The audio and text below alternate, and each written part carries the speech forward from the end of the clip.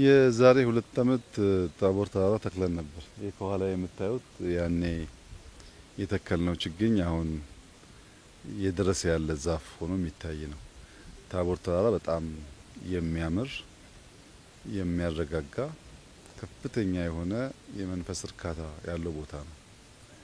ታቦር ተራራ ተቀምጦ የሐዋሳን ሐይቅ ማየት፣ የሐዋሳን ከተማ ማየት፣ ዙሪያ ገባው አጠቃላይ ማየት ትልቅ የውበት መስህብ ነው። በጣም ደስ ይላል። ሐዋሳ ስመጣ ሚስ ማድረግ የማልፈልገው ቦታ ይሄ ታቦር ተራራ ነውና መትከል የምፈልገው ወደፊት ተቀምጬ ሳነብም ዛፍ ነው ስለምፈልግም ጭምር ነው። ያው ግሪን ሌጋሲ አሁን ብዙ የምንናገርለት ጉዳይ አይመስለኝም። እያንዳንዱን ከተማ እየነካ ነው፣ እያንዳንዱን ጓሮ እየነካ ነው፣ እያንዳንዱ ሰው እየተገነዘበው ያለ ጉዳይ ይመስለኛል። ከዚህ ቀደም ግሪን ሌጋሲ ሲባል እንትከል ሲባል አቅለን አይተን ሊሆን ይችላል። አሁን ግን ዘንድሮ ብዙ ወገኖቻችን ወላጅ አልባ የሆኑት፣ ልጅ አልባ የሆኑት፣ ባል አልባ የሆኑት በመሬት መሸርሸር ምክንያት ነው። መሬት የሚሸረሸረው ፕራይመሪሊ ዛፍ ባለመትከል ነው።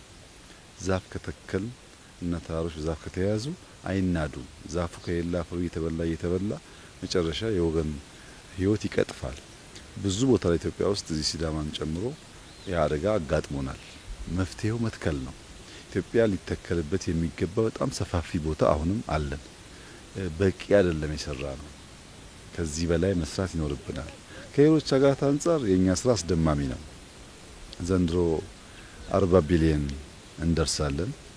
አሁን ባለፉት 2 ወር ገደማ 3 ወር ገደማ ወደ 7 ቢሊዮን የሚጠጋ ችግኝ ተክለናል። ትልቅ ውጤት ነው ከዓለም አንጻር ሲታይ። ከኢትዮጵያ አንጻር ግን ገና ነው።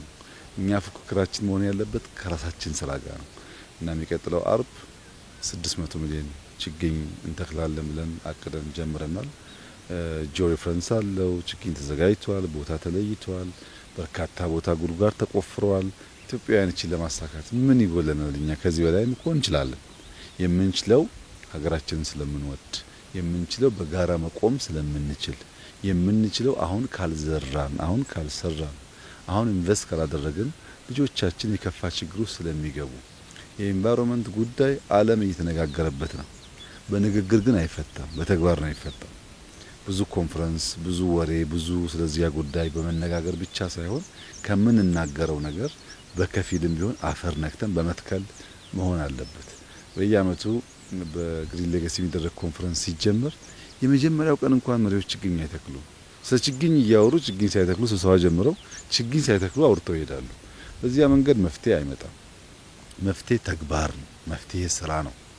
መፍትሄ እየሰሩ እየደከሙ እየዘሩ ከዚያም ውጤትና ርብስት እያደረጉ መሄድ ነውና አርብ የሚኖረን የችግኝ ተከላ ትልቅ ድግስ ነው። ኢትዮጵያውያን ሴትና ወንድ ልጆች የሚሰባሰቡበት፣ ሙሽሮች የሚሰባሰቡበት፣ ቤተሰብ የሚሰበሰቡበት፣ ቢዘንብ ፀሐይ ቢሆን ወተን በጋራ እየዘፈን እየዘመርን ቡሄያን ወያ ወየያን ተክለን ተደስተን መጋባት መዝናኛ ቀናችን ነው። ለልጆቻችን ግን ትልቅ ስራ ነው እና እናሳካዋለን። ምንም ጥርጥር የለውም። በቂ ዝግጅት አድርገናል። በአባይ ተፋሰስ አካባቢ ሰፊ ስራዎች ይሰራሉ። እኛም በተከላው እንሳተፋለን። እናንተ መሳተፍ አለባችሁ። ኢትዮጵያውያን መትከል አለባችሁ። መትከል ውበት ነው። መትከል ምግብ ነው። መትከል ህይወት ነው። ተፈጥሮ ጋር ያልተስማማ፣ ተፈጥሮን ያልጠበቀ፣ ተፈጥሮን ያልተንከባከበ፣ ለማዝለቅ ለማቆየት የማይሻ ግለሰብ፣ ቡድን፣ ትውልድ የተሻለ ነገር ማየት አይችልም። እና መትከል በጣም አስደሳች ስራ ይመስለኛል። በተደጋጋሚ እንዳነሳሁት አዲስ አበባ ላይ ስንጀምር 2% 2.5% ገደማ ነበር ከቨሬጁ።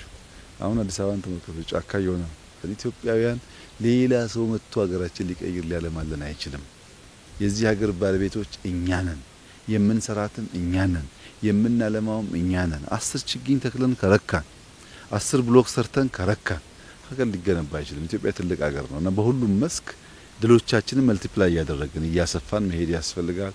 መሰብሰብ መደመር ያስፈልጋል። ደስ የሚሉ ውጤቶች አሉ። ግን አሁንም እንትጋ ነው። አሁንም እንልፋ፣ አሁንም እንስራ። ስራ ብቻ ነው መፍትሄው፣ ልፋት ብቻ ነው መፍትሄው።